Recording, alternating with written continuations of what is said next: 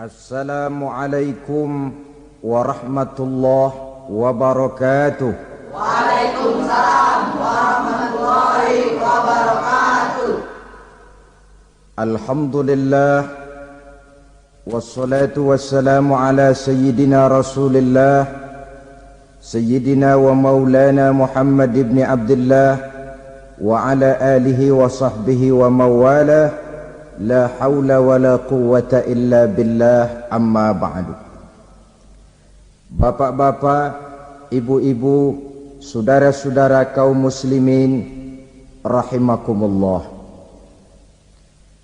Pada pertemuan yang lalu sudah saya jelaskan bahwa hidup selalu berakhir dengan kematian.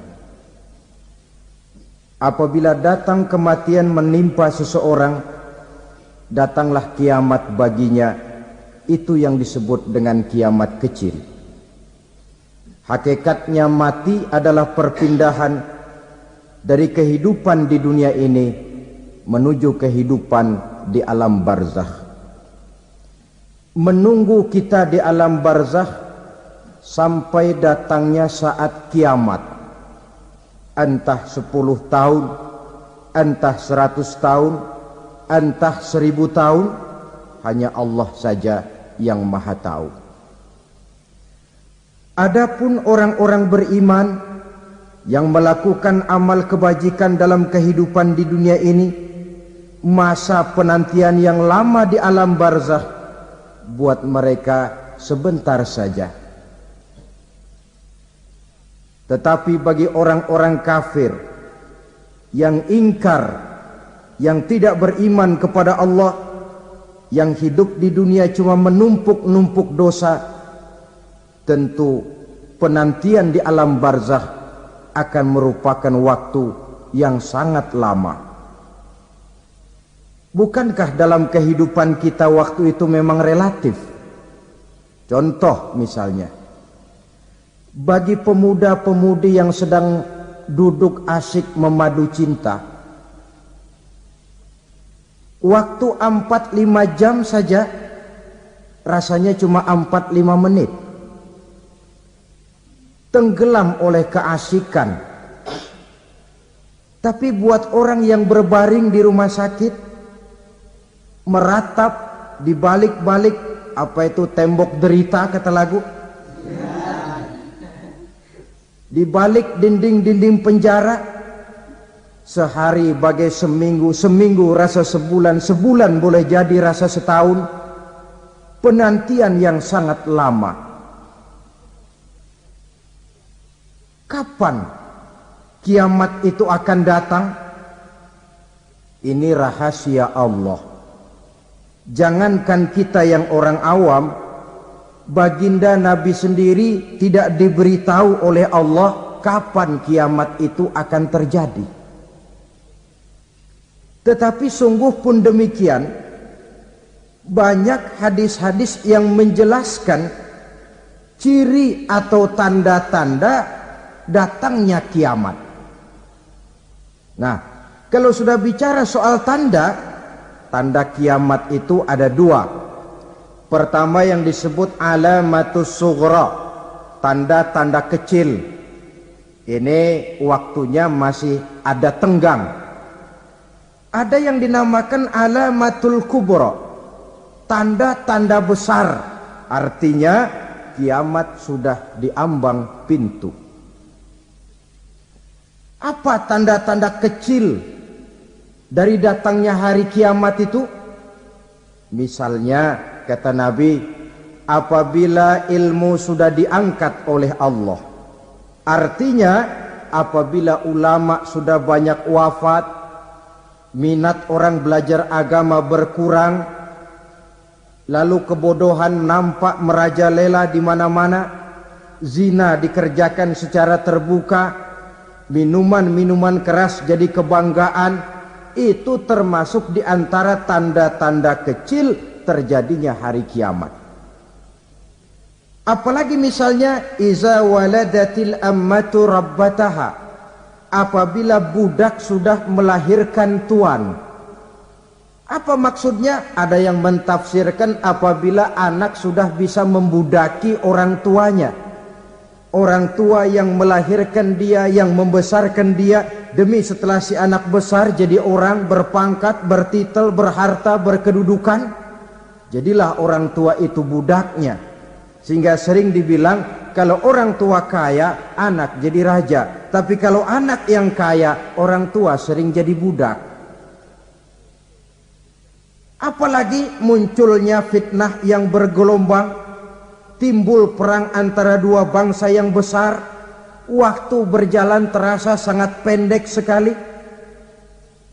Itu merupakan tanda di antara tanda-tanda kiamat. Termasuk di dalamnya sulit membedakan mana laki, mana perempuan. Kan kalau tanda-tanda kayak begini sekarang sudah banyak kita lihat kan. Ulama banyak wafat, penggantinya sulit. Zina dikerjakan berterang-terangan, minuman keras jadi kebanggaan. Banyak anak membudaki orang tuanya, sulit membedakan mana laki mana perempuan. Kadang-kadang dari belakang kita lihat perempuan bener, begitu kita colek nengok jenggotan.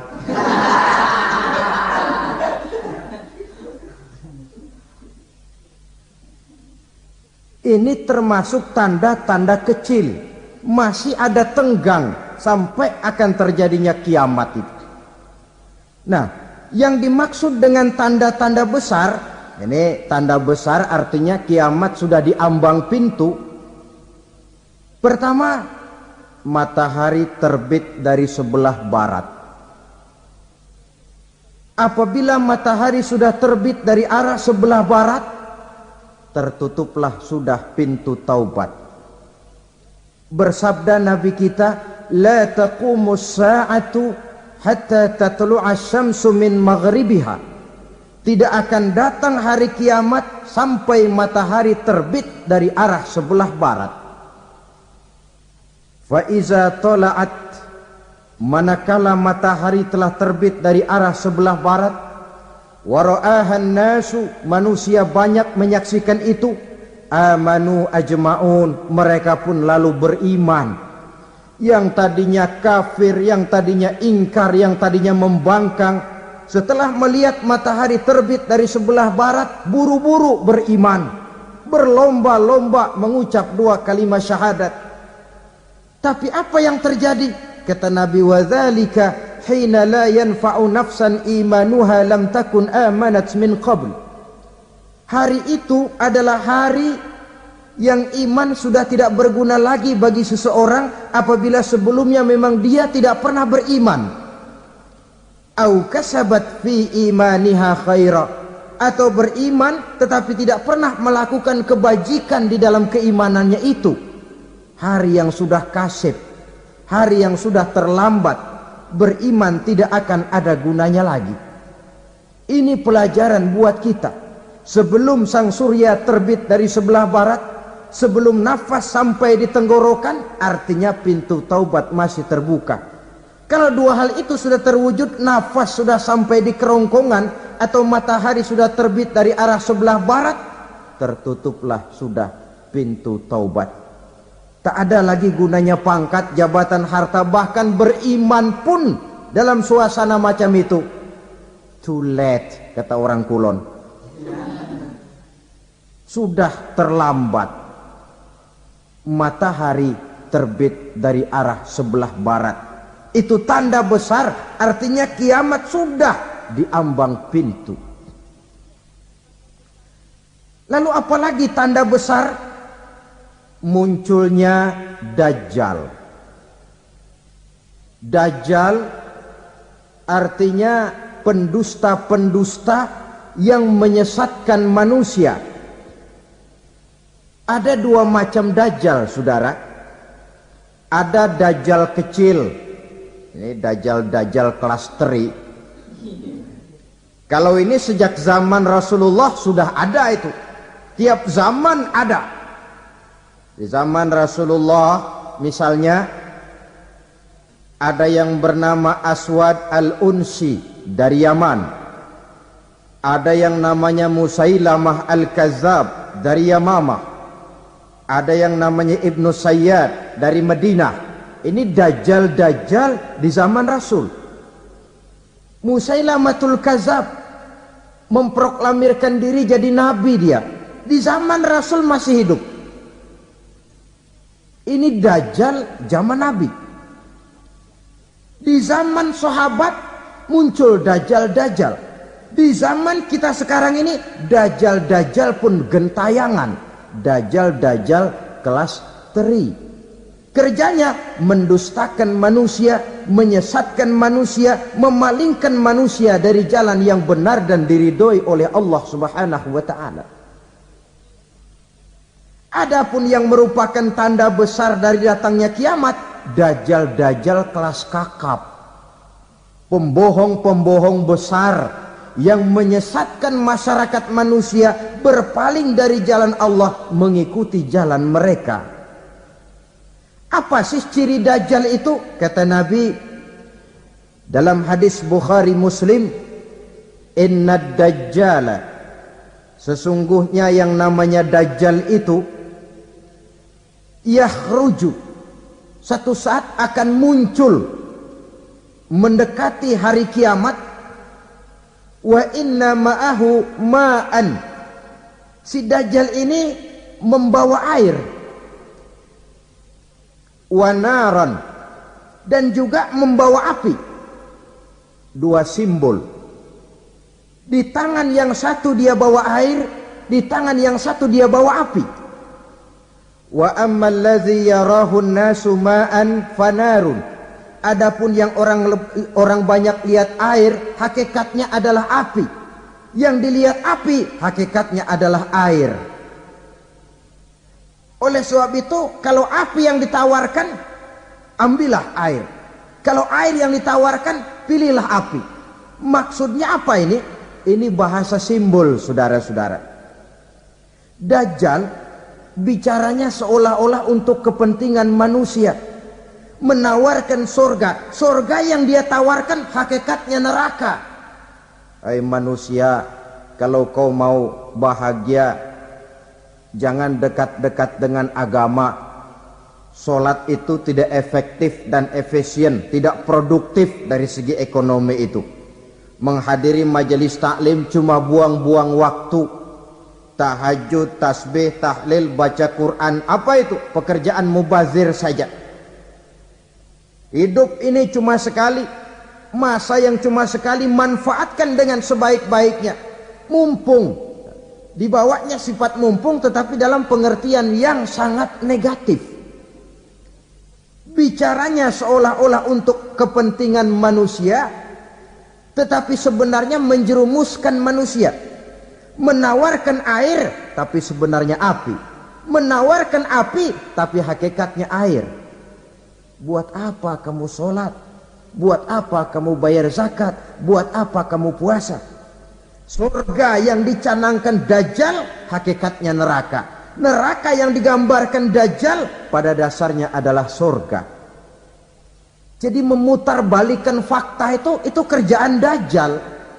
Yang hak jadi batil, yang batil dibilang hak, yang benar jadi salah, yang salah malah jadi benar.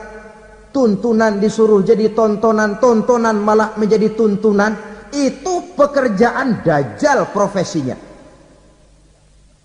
Zamannya Nabi Adam, dajjalnya kan iblis. Betul? Betul. Apa sih gang kerayuan iblis itu? Allah setelah menciptakan Nabi Adam kan bilang, Adam, kau dan istrimu Hawa tinggal di surga ini. Seluruh fasilitas yang ada di surga persilahkan kau nikmati. Satu yang tidak boleh, jangan coba-coba dekati pohon khuldi. Dekat saja jangan, apalagi sampai memetiknya. Datang dajjal yang namanya iblis ini. Adam, kamu tahu nggak kenapa tidak boleh makan buah khuldi? Ya nggak tahu, pokoknya saya dilarang. Bodoh kamu Dam. Khuldun artinya kekal. Kalau kamu makan itu buah, kau akan kekal di surga buat selamanya. Allah tidak kepengen, maka dilarang kamu makan buah khuldi. Kalau kau ingin kekal di surga Adam, makan saja. Saya bicara begini ini untuk kepentingan kamu Adam. Ini kan ciri-ciri Dajjal. Bicaranya sih seolah-olah untuk kepentingan Nabi Adam. Hakikat sebenarnya menjerumuskan Nabi Adam supaya ingkar dan melanggar larangan dari Allah Subhanahu wa ta'ala. Jadi setelah muncul Dajjal, timbul kekacauan-kekacauan di masyarakat. Banyak yang terpengaruh, terpedaya dan terpesona. Termasuk mereka yang memproklamirkan diri jadi nabi. Mereka yang memproklamirkan diri jadi rasul di zaman sesudah Rasulullah wafat, itu adalah Dajjal-Dajjal. Maka saya ingatkan, kalau di zaman kita sekarang ini ada orang ngaku jadi nabi, ada orang ngaku jadi rasul, biar bahasa Arabnya kental, Quran hafal, hadis ribuan hadis hafal, biar pakai serban sampai menyengser ke tanah, bahasa Arabnya fasih, tapi dia mengaku jadi nabi, jadi rasul. Kita umat Islam wajib tidak percaya, wajib untuk tidak percaya. Itulah Dajjal-Dajjal zaman kita sekarang ini. Tidak mustahil mereka datang mempengaruhi orang-orang awam supaya berpaling dari Rasulullah, mengikuti mereka. Nah, di akhir zaman nanti, mendekati hari kiamat, Dajjal ini muncul, Dajjal kelas kakap, menyesatkan masyarakat manusia untuk berpaling dari Islam, mengikuti seruan mereka. Apalagi di antara datangnya kiamat itu, tanda yang besar itu, turunnya Nabiullah Isa Al-Masih, putra Maryam. Menurut berbagai hadis yang sahih, Nabi Isa Al-Masih nanti akan turun lagi. Tidak membawa risalah yang baru, tapi meluruskan risalah Islam ini yang telah banyak ditinggalkan oleh masyarakat. Bahkan ada hadis menjelaskan beliau akan membunuh Nabi, mematahkan kayu-kayu salib, lalu melaksanakan haji dan umrah mengikuti syariat Nabi Muhammad, bukan membawa agama baru. Menjadi semacam mujaddid, reformer, menyelamatkan manusia dari bisikan Dajjal. Bahkan ada riwayat yang menjelaskan bahwa Nabi Isa berhasil mengalahkan Dajjal, mengembalikan masyarakat manusia kembali kepada ajaran Islam yang datang dari Allah, dibawa oleh Rasulullah sallallahu alaihi wasallam. Dengan kata lain, turunnya Nabi Isa bukan sebagai nabi dan rasul baru, tetapi mengikuti syariat Nabi kita Muhammad sallallahu alaihi wasallam. Saudara hadirin, ibu-ibu hadirat yang saya hormati, kemudian apalagi di antara tanda-tanda besar akan datangnya kiamat itu? Keluarnya asap atau awan. Kata Nabi, inna min asyrati sa'ah dukhanan yamla'u ma bainal masyriqi wal maghrib. Di antara tanda-tanda kiamat, munculnya awan atau asap yang memenuhi antara langit dan bumi. Ini pun diperkuat dalam surah Ad-Dukhan ayat 10. Fartaqib yauma ta'tis sama bidukhanin mubin fayughshan nas hadza azabun alim. Bagi orang-orang yang beriman, mereka biasa-biasa saja. Tapi bagi orang kufur, datangnya asap dan awan ini merupakan azab yang kelewat pedih. Barangkali sedikit mendekati gambaran tentang azab yang pedih ini, saya ingatkan alam pikiran kita kepada peristiwa yang belum lama terjadi. Pernah dengar berita bocornya reaktor nuklir di Chernobyl, Uni Soviet? Pernah dengar? Nah. Bocornya reaktor nuklir di Chernobyl yang mengakibatkan ratusan bahkan sangat mungkin ribuan nyawa. cuma satu reaktor. Bagaimana kalau seluruh cadangan nuklir yang dimiliki oleh para negara adikuasa ini diledakkan? Bahkan yang konon menurut catatan, cadangan nuklir yang dimiliki bersama oleh Amerika dan Rusia sekarang ini sudah sanggup memusnahkan 6 miliar manusia. 1,5 kali lebih banyak dari jumlah manusia yang nongkrong di permukaan bumi ini. Saudara-saudara hadirin yang saya hormati, lalu saat mendekati hari kiamat, apalagi tandanya? Setelah Nabi Isa wafat, pada saat turunnya yang kedua kali, lalu Allah meniupkan angin sejuk. Semua orang-orang beriman, orang-orang baik wafat, sehingga penghuni bumi ini cuma tinggal lagi terdiri dari orang-orang kafir.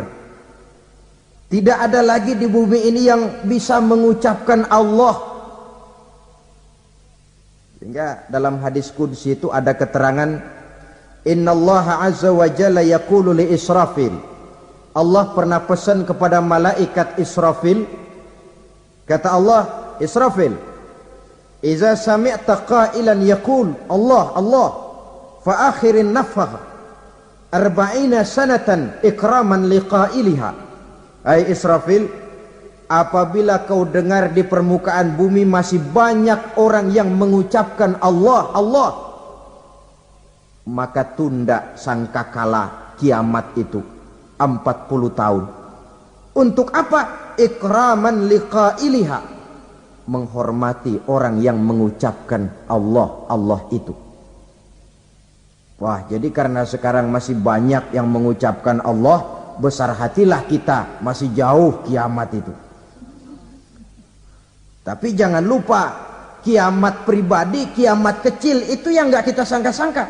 Ajal datang mencabut nyawa, itu kiamat pribadi. Dan itu yang pasti kita hadapi. Dan itu yang membuat kita tidak boleh bersikap main-main di dalam kehidupan sekarang ini. Saudara hadirin yang saya hormati, tidak ada lagi orang-orang muslim. Seluruh penduduk dunia ini kafir. Lalu terciptalah struktur sosial yang berlandaskan prinsip hidup semau gue. Bakal terjadilah prinsip di mana yang kaya menyantap yang miskin, yang kuat menindas yang lemah. Hidup sudah bagaikan di rimba belantara. Berlaku hukum rimba. Siapa yang kuat dia yang menang, siapa yang lemah menjadi mangsa. Timbul kekacauan, maksiat merajalela, munkarat menjadi-jadi. Sehingga isi bumi ini penuh dengan segala macam perbuatan dosa. Tidak ada perlunya lagi alam diperpanjang temponya. Datang saat yang sudah dijanjikan oleh Allah Azza wa Jalla, maka terjadilah yang disebut kiamat kubra, kiamat besar, kiamat ancur-ancuran. Bagaimana kejadian ini dimulai? Dalam surah Az-Zumar ayat 68, Allah Subhanahu wa taala berfirman, wa nufikha fis-suri fasa'iqa man fis samawati wa man fil ardi illa man sya'allahu.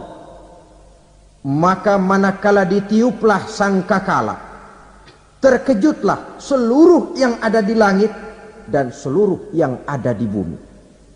Bila saat kiamat datang, Allah perintah malaikat Israfil, Israfil, tiup sangkakalamu. Ditiuplah sangkakala oleh malaikat Israfil.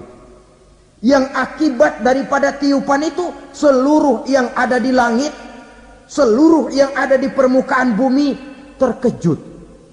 Yang ada di langit siapa? Malaikat kan. Bayangin aja kalau malaikat kaget, apalagi kita.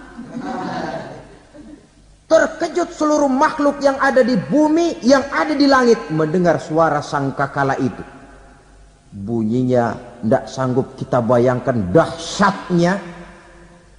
ledakan nuklir, ledakan neutron, belum apa-apa ketimbang bunyi sangkakala malaikat Israfil ini. Nah, lalu mendengar bunyi sangkakala ini, gemparlah makhluk, kacaulah alam. Bumi gempa, planet-planet bertabrakan, gunung meletus, air laut tumpah ke darat, angin topan bertiup, halilintar menyambar. Lalu semua yang bernama hidup mati total. Mati bareng tanpa persiapan. La haula wala quwata illa billah. Saya kadang-kadang dalam tafakur bermohon, ya Allah, mudah-mudahan saya enggak nemuin kiamat beneran. Ngeri. Tidak bisa kita bayangkan macam apa suasana seperti itu. Allah saja banyak memberikan gambaran, misalnya Al-Qari'ah, wa mal qari'ah, wa ma adraka mal qari'ah. Kejadian yang menggemparkan. Tahukah kamu apa kejadian yang menggemparkan itu? Yauma yakunun nasu kal farasil mabsus wa takunul jibalu kal ihnil manfus. Pada saat itu manusia berterbangan bagai kupu-kupu. Gunung berterbangan seperti kapas ditiup angin. Gunung saja macam kapas, konon lagi manusia. Kematian total, mulai semut sampai gajah mati, jin mati, iblis mati, malaikat mati. Malaikat saja mati. Saudara hadirin yang saya hormati, kematian total yang tanpa persiapan. Orang bilang, Pak, kalau mati bareng begitu yang repot malaikat maut dong ya. Cabut sana, cabut sini. Itu kalau menurut logika kita, mestinya begitu menurut logika. Tapi logika juga yang bilang nggak perlu serepot itu. Sebab untuk mematikan listrik di wilayah DKI, di wilayah Jakarta, nggak perlu tiap rumah didatengin matiin, ya lama. Cukup dari kantor pusatnya saja PLN tekan satu tombol, gelaplah seluruh Jakarta. Saudara hadirin yang saya hormati, kematian total. Lalu setelah kematian total, planet-planet juga mati, dalam arti tidak bergerak dan beredar. Angin mati, dalam arti tidak bertiup. Air mati, dalam arti tidak ada riak gelombang. Pokoknya semua mati. Kullu nafsin za'iqatul maut, semua yang bernafas mati. Dalam ayat lain, kullu man 'alaiha fan, semua yang ada di permukaan bumi fana. Yang kekal cuma Allah Subhanahu wa ta'ala. Yang paling belakang mati malaikat maut dan malaikat Israfil. Tapi mati juga sesuai dengan janji Allah. Menurut hadis Bukhari Muslim dari Abi Hurairah, masa tenggang waktu antara kematian total pada tiupan sangkakala pertama dengan proses kebangkitan pada tiupan sangkakala kedua 40 lamanya. Tidak dijelaskan oleh Abi Hurairah 40 jam, apa 40 hari, apa 40 tahun. Hadis-hadis cuma menyebutkan 40 saja. Sunyi alam, yang tinggal cuma Allah saja lagi. Ketika itu Allah berseru-seru, katanya, limanil mulkul yauma. Siapa para penguasa hari ini? Mana itu raja-raja dan penguasa yang dulu mengaku jadi Tuhan? Fir'aun. Mana Fir'aun sekarang? Yang dulu jadi raja, merasa berhasil, sombong, lalu tidak mau turun-turun dari kekuasaannya. sampai kepada puncak kekurang ajarannya mengangkat diri jadi Tuhan. Mana itu Fir'aun? Namrus, mana sekarang Namrus? La ilaha illa ana. Ternyata tidak ada Tuhan lain selain daripada aku, kata Allah. Proses kemudian, saudara-saudara, turunlah hujan dari langit. 40 lamanya hujan itu. Tidak jelas juga 40 jam apa 40 hari. Setelah air turun membasahi, datanglah tiupan sangkakala yang kedua. Semua yang bernama mati bangkit dari kuburnya masing-masing. Ini yang disebut Yaumul Ba'thi, hari kebangkitan. Allahu Akbar. Pada saat kita bangkit dari kubur kita masing-masing, kumpul di padang mahsyar namanya. Bayangin aja, saya sendiri nggak sanggup bayangin. Manusia sejak zaman Adam sampai zaman kiamat kumpul bareng di tempat sama. Berapa banyaknya itu?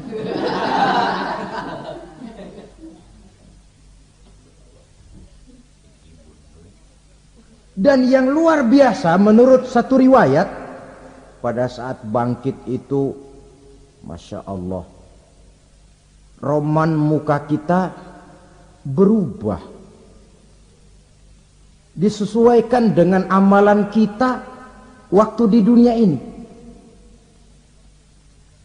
Barang siapa yang waktu di dunia amalannya itu amalan tikus,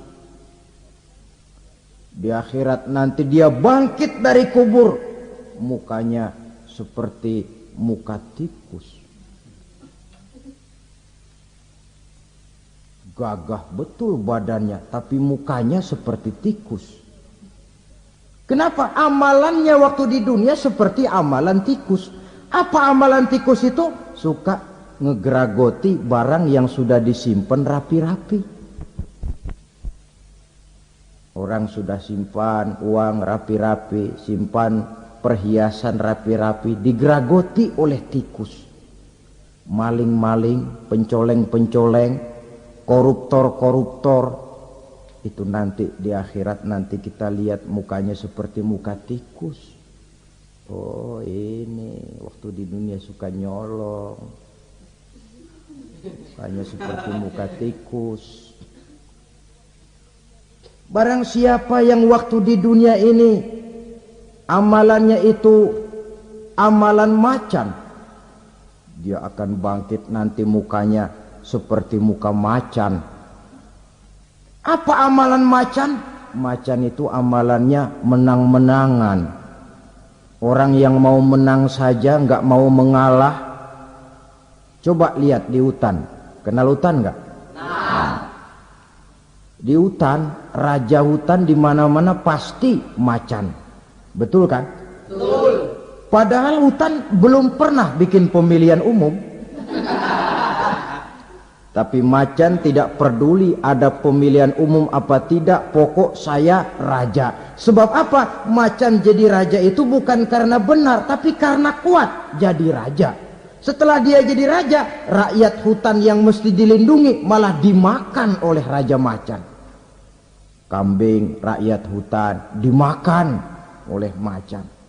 Ayam rakyat hutan dimakan oleh macan. Itu nanti kita lihat di akhirat itu mukanya seperti muka macan, gagah betul. Lalu barang siapa yang di dunia ini amalannya itu seperti amalan anjing, nanti dia punya muka seperti muka anjing. Apa amalan anjing? Pertama, anjing itu kalau disuruh jaga rumah, dia tidak bisa membedakan mana maling, mana tamu. Biar yang datang maling, kalau bawa tulang, anjing kalem. Yang kedua, anjing itu akan setia kepada siapa saja yang memberinya roti. Siapa yang memberinya roti, itulah majikannya. Apa kata majikannya pasti dia laksanakan. Soal benar atau salah dia tidak peduli. Setelah anjing dapat roti, dia tidak punya pilihan lain kecuali bilang, abdi mah kumaha juragan wae ayeuna mah.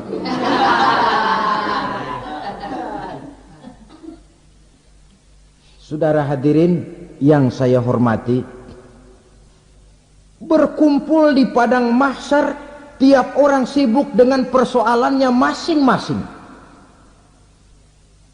Matahari waktu itu didekatkan oleh Allah, panas luar biasa.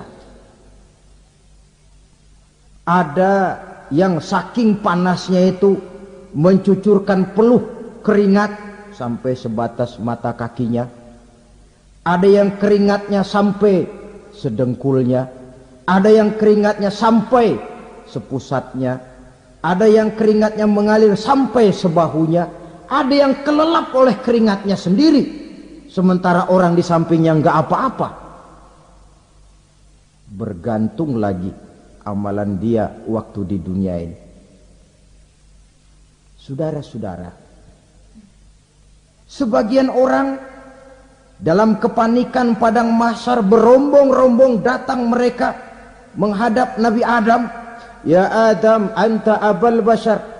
Hai Adam, Tuhan adalah bapak moyang manusia. Kami sebentar lagi akan disidang, dimintakan pertanggungan jawab. Tolonglah kami, hai Adam.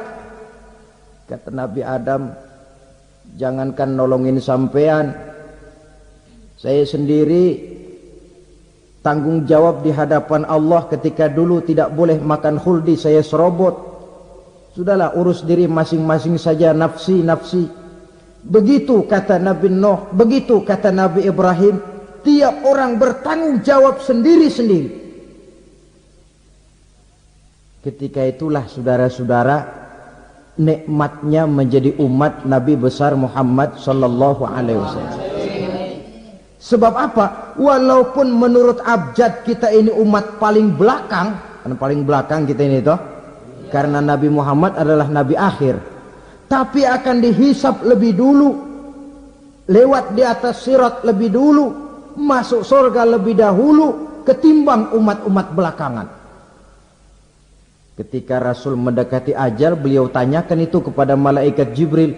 Malaikat Jibril berkata, Muhammad jangan khawatir, Allah sudah berjanji, inni haramtul jannata ala sairil anbiya hatta tadkhulaha anta, wa haramtuha ala sairil umami hatta tadkhulaha ummatuka. Surga aku haramkan buat seluruh nabi kecuali kalau engkau Muhammad sudah masuk ke dalamnya, dan surga aku haramkan buat seluruh umat kecuali kalau umatmu Muhammad sudah masuk ke dalamnya. Logikanya, walaupun menurut abjad kita umat paling belakang, bakal dihisap paling dulu, lewat di atas sirat paling dulu, masuk surga paling dulu, kalau mampir ke neraka juga paling dulu. Ya resiko, resiko. Jangan mau enaknya aja paling dulu. Saudara hadirin yang saya hormati, setelah masa kebangkitan itu jangan dikira begitu bangkit langsung diperiksa. Masih menunggu menanti ribuan tahun perhitungan padang mahsyar untuk sampai kepada proses yang disebut yaumul hisab, hari perhitungan. Seorang demi seorang bakal dipanggil. Bayangkan saja, kita se-RT saja di absen, kadang-kadang perlu waktu lama. Ini manusia sejak zaman Nabi Adam sampai datang hari kiamat, satu demi satu disidang di hadapan Qadhi Rabbul Jalil.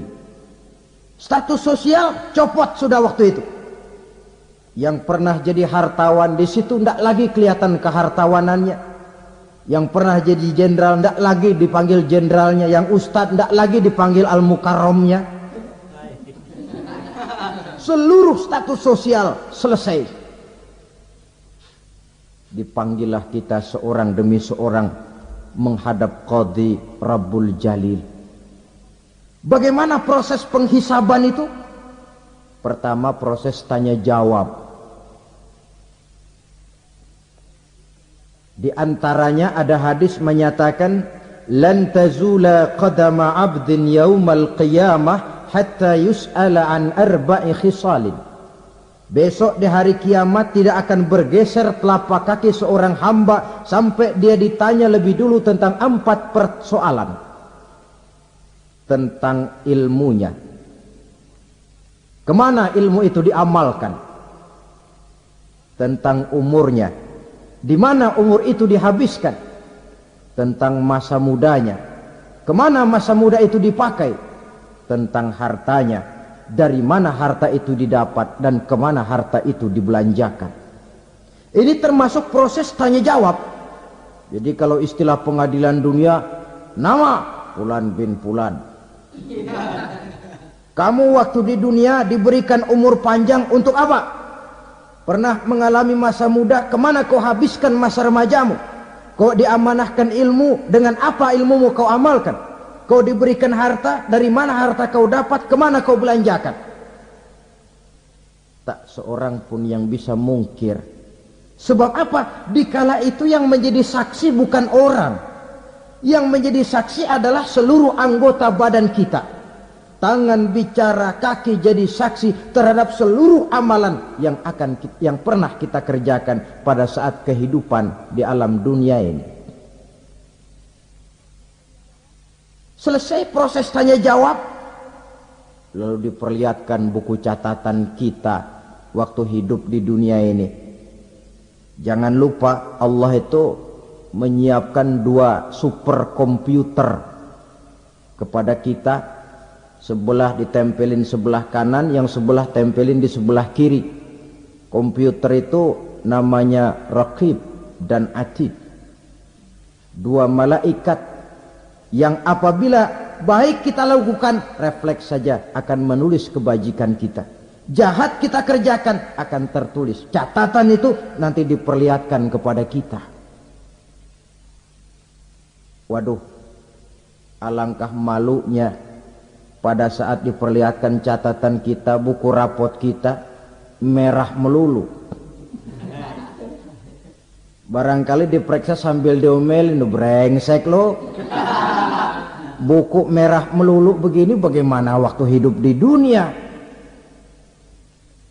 Tidak cukup diperlihatkan buku catatan kehidupan, rekaman kehidupan. Rekaman kehidupan kita secara utuh sejak terlahir sampai ajal datang merenggut nyawa. Barangkali mirip dengan video sekarang ini, di mana terekam dengan baik seluruh kegiatan kita sejak yang sekecil-kecilnya sampai kepada yang sebesar-besarnya. Untuk kemudian kita pun menerima balasan. In khairan fa khairun wa in syarran fa syarrun. Kalau baik ya baik balasannya, kalau jahat ya jahat juga balasannya. Catatan-catatan kita diberikan. Kalau banyak kebajikannya diberikan di tangan kanan dengan cara yang halus. Kalau banyak kejahatannya diberikan dari sebelah kiri atau dilempar dari belakang. Itulah sebabnya sejak di dunia ini kita sudah mohon kepada Allah. Ketika berwudu membasuh tangan kanan, apa kita bilang? Allahumma a'tini kitabi biyamini wa hasibni hisaban yasira. Ya Allah, berikan saya kitab di tangan kanan, dan kalau saya memang perlu dihisap, hisaplah saya yang seringan-ringannya. Tangan kiri berlindung kita kepada Allah. Jangan sampai diberikan kitab di tangan kiri atau dari arah sebelah belakang.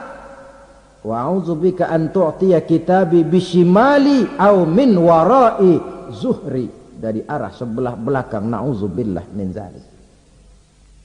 Setelah selesai lewat proses penghisaban, lewat mizan, timbangan, maka yang sudah selesai dihisab itu bergeraklah menuju sirat, jembatan yang terbentang menuju surga melalui neraka.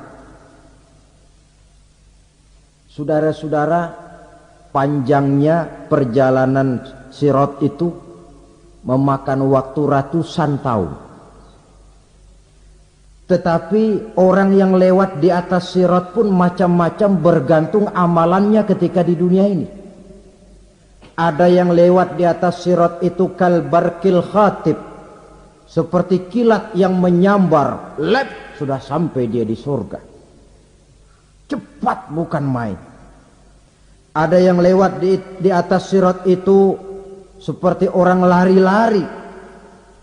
Ada yang lewat di atas sirat itu seperti orang jalan biasa.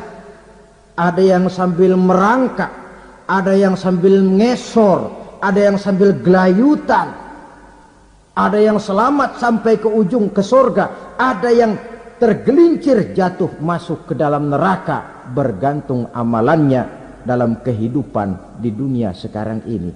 Tiap kita akan melewati yang namanya sirat ini. Saudara-saudara kaum muslimin yang saya hormati, dengan demikian mereka yang selamat melalui sirat sampai ke terminal akhir surga, mereka yang ketika dihisab ternyata banyak kejahatannya daripada kebaikannya, mereka singgah di dalam neraka. Nah, adapun orang-orang yang beriman menurut ayat Quran dan hadis Nabi itu nanti ada bermacam-macam. Ada orang beriman itu yang dimasukkan surga. Ada orang beriman itu yang dimasukkan ke dalam surga. Ada orang beriman itu yang disebut penduduk surga. Kenapa lain-lain, Pak? Karena waktu di dunia amalannya juga lain-lain. Ada orang beriman yang masuk surga. Ini paling murah tiketnya. Mau masuk surga? Kata Nabi begini, ma min abdin qala la ilaha illallah thumma mata ala dhalik illa dakhalal jannah.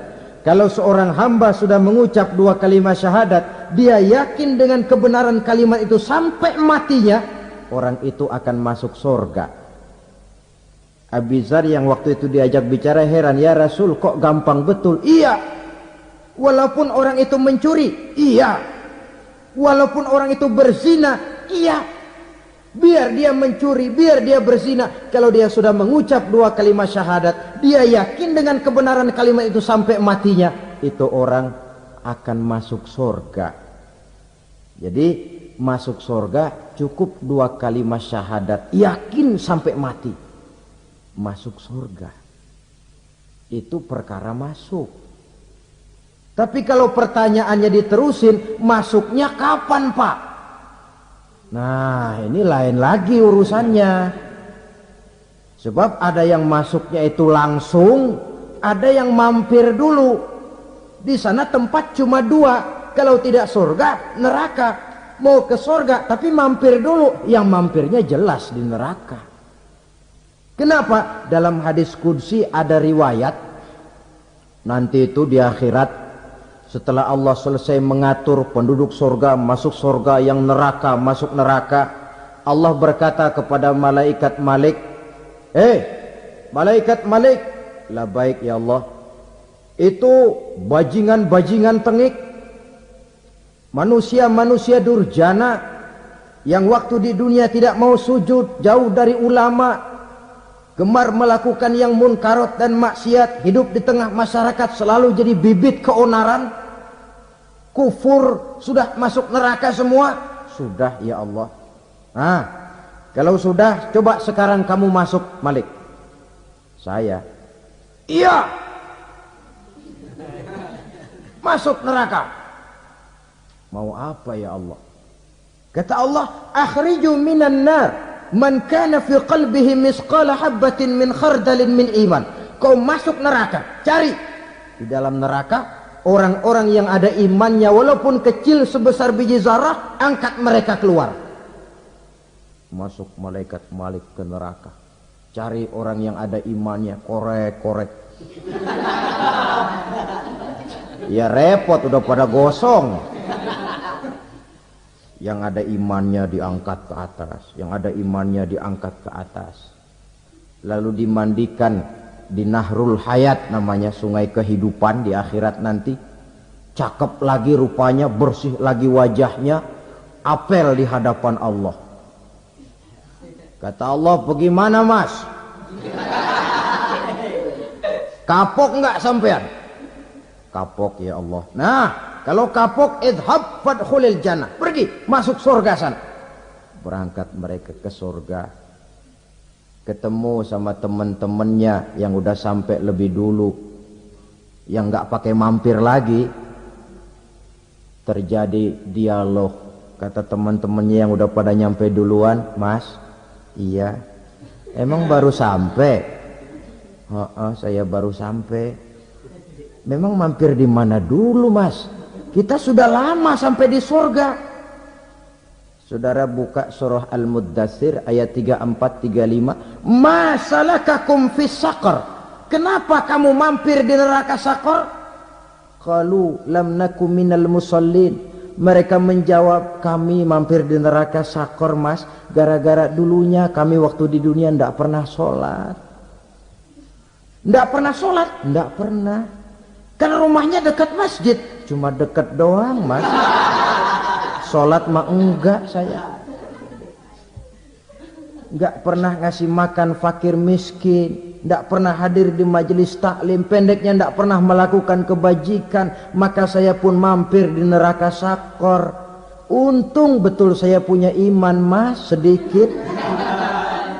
Waktu hidup di dunia dulu saya pernah mengucap 2 kalimat syahadat, sekali-kalinya waktu mau kawin.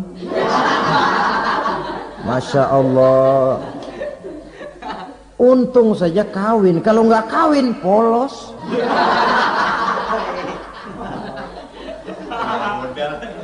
Itu juga pengulu sudah setengah mati ngajarin. Asyhadu alla, asyaduaan, asyaduaan.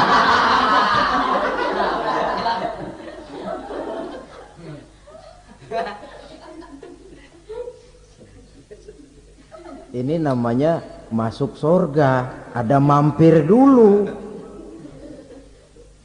Ada pula orang mukmin itu yang dimasukkan surga. Namanya dimasukkan kan terima beres.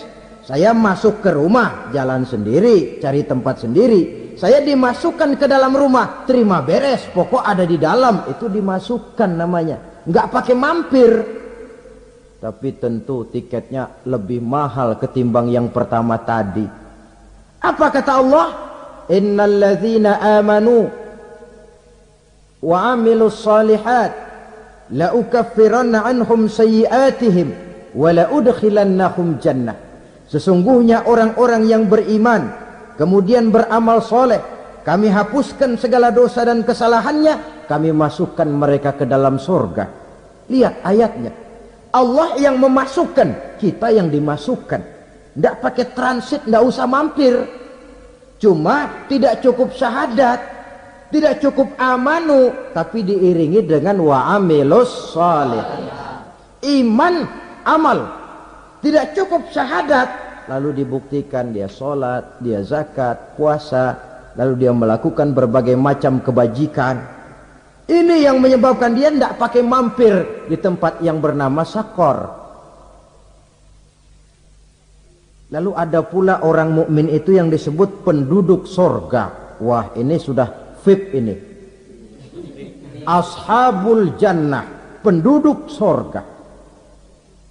Siapa mereka? Kata Allah, innal ladzina amanu summa istaqamu fala khaufun alaihim wala hum yahzanun ulaika ashabul jannah hum fiha khalidun.